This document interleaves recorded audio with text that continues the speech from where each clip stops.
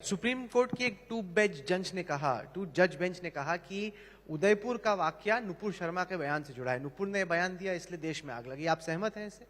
नहीं, मैं supreme court ने क्या फैसला दिया मैं उस पर कोई टिप्पणी नहीं करूंगा, लेकिन मैं अगर कोई और कहता तो मैं उससे वैसे सहमत नहीं हूं।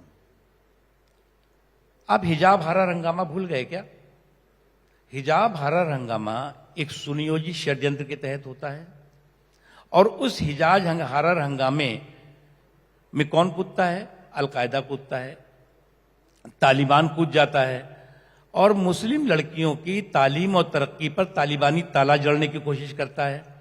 उसका रिएक्शन देश में भी दिखाई पड़ता है और मुझे तो अफसोस है कि जो ग्रैंड ओल्ड पार्टी है उसके दो नेता उसमें सबसे पहले अग्रणी भूमिका निभाते हैं कि कोई भी कुछ पहने, बिकनी पहने, ये पहने, वो पहने, उसको पहनने दो। अरे भाई, वो एक इंस्टीट्यूशन के ड्रेस कोड का इशू है।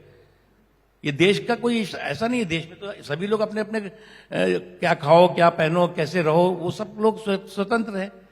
तो ये जो चीजें हैं, ये चीजें एक के बाद एक अगर आप 2014 के बाद देखें तो ये जो पिटे हुए पॉलिटिकल प्राणी लोग हैं, ये एक दिन भी चैन से नहीं बैठे हैं और उनको लगता था कि ये मोदी कैसे जीते जा रहे हैं, मोदी को कैसे जो है वो जनता जनादेश दे रही है।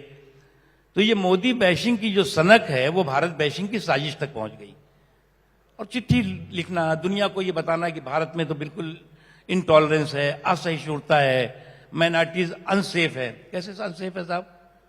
नहीं, पर ये जैसे उदयपुर के वाकये ने दिखाया कि आप मानते हैं कि देश में रेडिकलाइजेशन बढ़ा है, क्योंकि 200 मिलियन से ज्यादा, 20 करोड़ से ज्यादा मुसलमान हैं इस देश में, 14% से ज्यादा आबादी है हमारी। और कई बार जब दफ्तर में या दफ्तर के बाहर आप उत्तर प्रदेश, बिहार में निकलते हैं, साधारण मुसलमान परिवार लोगों से बात करते हैं जिनका कट्टरपन से कोई लेना देना नहीं है, उनको भी लग रहा है कि एलियनेशन बढ़ रहा है, एक अस्वसिस दम का एक भाव आ रहा है और वो बड़े परेशान और चिंतित हैं। आप तो खुद समाज में उठते बैठते हैं। देखिए राहुल जी, मैं बहुत सकारात्मक सोचता हूं। 2000 में अलकायदा का रही होगी पहले भी, लेकिन दुनिया में इमरजेंस होता है एकदम चारों तरफ, चाहे फ्रांस हो, चाहे यूएस हो, चाहे ब्रिटेन हो या और देश, दुनिया के तमाम देश हैं, उनमें अलकायदा अपनी जड़ें जमाना शुरू कर देता है। जमा रहा होगा पहले से, जमाना शुरू करता है। उस समय जो रिपोर्ट आई उसमें लगभग 39 ऐसी कंट्रीज थी जिसमें कि अलकायदा के अलग अलग जो है वो उसके विंग वहां पर एक्टिव हो गए थे। एक्टिविटी भी उन्होंने शुरू कर दी, अपनी टेररिस्ट एक्टिविटी। उस समय पार्लियामेंट में अडवाणी जी होम मिनिस्टर थे और जब वर्ल्ड ट्रेड सेंटर और पेंटागन पे हमला हुआ उसके बाद उन्होंने पार्लियामेंट में कहा था कि हमें इस बात की खुशी है कि अलकायदा जैसा आतंकवादी संगठन हमारे देश में अपनी जड़ें नहीं जमा पाया।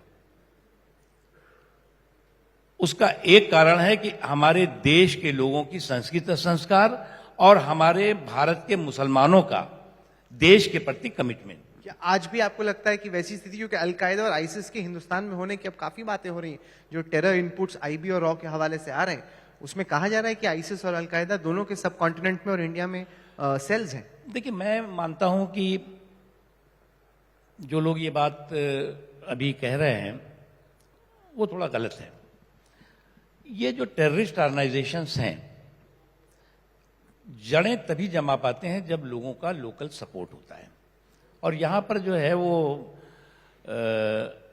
मुसलमान भी हमेशा यही बात कहता है कि हो लाख जुल्म मगर बद्दुआ नहीं देंगे, जमीन माँ है जमी को दगा नहीं देंगे, रवायतों की सफ़ें तोड़कर बढ़ो आगे, जो तुमसे आगे हैं तुमको जगह नहीं देंगे।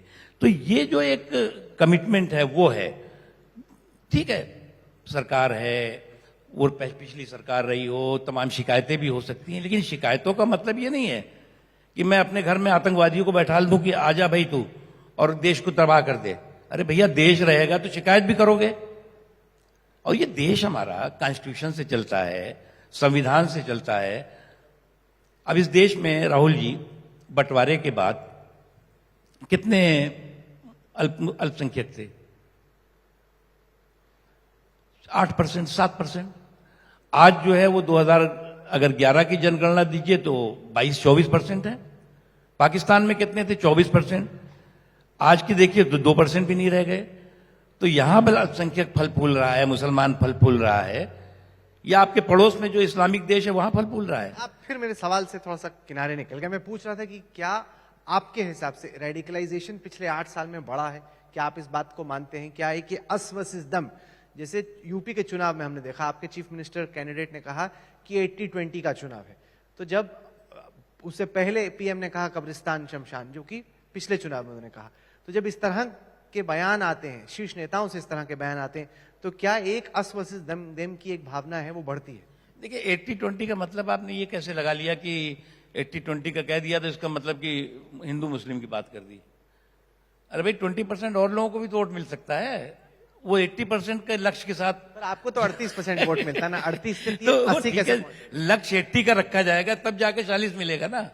तो ये मैं नहीं मानता। देखिए जो रेडिकलाइजेशन है वो ना ईमान वाला आदमी कर सकता है, ना इस्लाम वाला आदमी कर सकता है, ये शैतान वाले लोग करते हैं। रेडिकलाइजेशन किसी भी समाज का हो, वो उस देश के लिए भी नुकसानदेह है और समाज के लिए भी।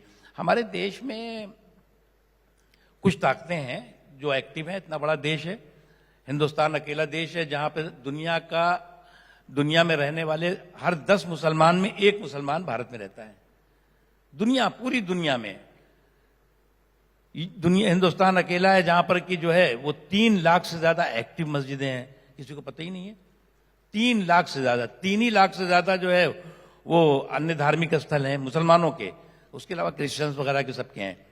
तो यहां पर कोई डिस्क्रिमिनेशन हो रहा है, इस वजह से रेडिकलाइजेशन हो रहा है, मुझे लगता है ये बिल्कुल गलत नहीं, है। आप डिस्क्रिमिनेशन की बात कर रहे हैं। हाल में एग्जाम्पल आता है, अगर वो मध्य प्रदेश का हो या फिर उत्तर प्रदेश का हो या बाकी जगहों का हो, बुलडोजर चलाने का।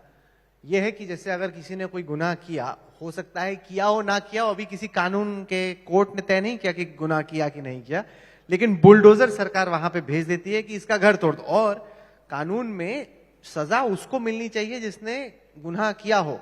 यहां पे तो आप घर तोड़ दो तो पूरे परिवार को सजा दे दो। ये तो बड़ी खतरनाक बात है, ये तो हो ही रहा है। देखिए मुझे लगता है कि बुलडोजर पे अगर आप सवाल कर रहे हैं तो बलवाइयों पे भी सवाल करना चाहिए। अब बुलडोजर पे बवाल और बलवाइयों पे खामोशी, तो ये मुझे लगता है कि ठीक नहीं है। नहीं, पर आप लेकिन बुलडोजर कानून बताइए। जहां तक सवाल है, कानून जो है अभी मुझे याद है कि किसी कोर्ट ने कहा कि जो भी इस तरह की घटनाएं हुई हैं, जो कार्रवाई हुई है, वो इनलीगल नहीं है। तो वो कोर्ट तय करेगा। अगर उन्होंने कोई भी सरकार हो गैर कानूनी करेगी तो कोर्ट सामने बैठा हुआ है, कोर्ट पे तो हमें यकीन करना चाहिए। नहीं, अगर किसी एक आदमी ने कानून तोड़ा है तो कार्रवाई तो उस एक शख्स के खिलाफ होगी ना। आप उसका पूरा घर तोड़ दो, पूरी फैमिली को सजा दे दो, ये सर किसी भी कोर्ट ने नहीं कहा है। देखिए हम ये कैसे तय करेंगे कि किसने गुनाह किया है? हम कैसे तय तो करेंगे? बुलडोजर थोड़ी तय करेगा तो कि वो किसने बुलडोजर गुनाह तय करे नहीं करे, लेकिन सरकार वहां की तय करेगी, एडमिनिस्ट्रेटर नहीं सर, सरकार नहीं तय करेगी, कानून तय करेगा, कोर्ट तय करेगा। सरकार को तो जो नहीं अच्छा लगेगा उस पे घर पे बुलडोजर चला देगी। देखिए कोर्ट तो बाद में आएगा ना।